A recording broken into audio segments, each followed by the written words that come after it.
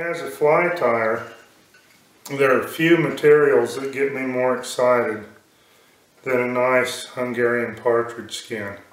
And we're really fortunate here in Idaho because we have a lot of them that live close by, and we can hunt them ourselves and preserve them, and we buy them from other hunters that we can use to sell in our store.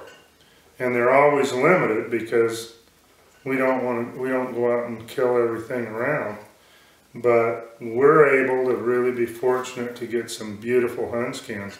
And what you generally want to look for when you're buying a hunt skin is for feathers that are full and not broken tip. You want to take and be able to look at the feathers to see if the little ends of the fibers are broken off. Sometimes Hungarian partridge are raised, pen raised domestically, but they're very hard to raise.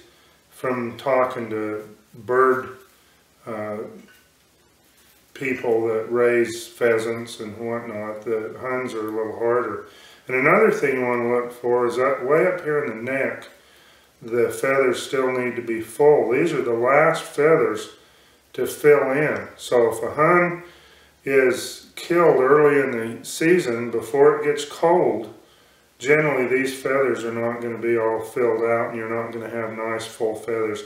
These are just beautiful for little wings on little small flies like caddis and mayflies. And then another thing to consider is looking at the inside.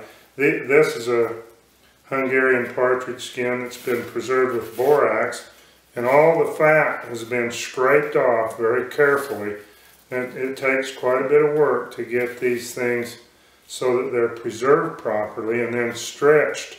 If you don't do that, if there's a little bit of fat left on the skin, it won't take too long until all these feathers are going to be saturated with fat.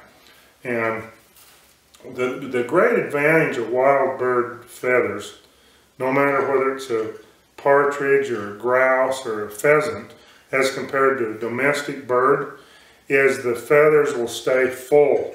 In other words, if you take a domestic hen feather that's mottled like this and put some fly floating, some gink or something on it, it's just going to mat it all down.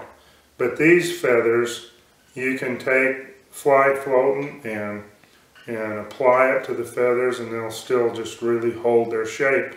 And that's why I use partridge feathers for a wide variety of my dry flies and emergers.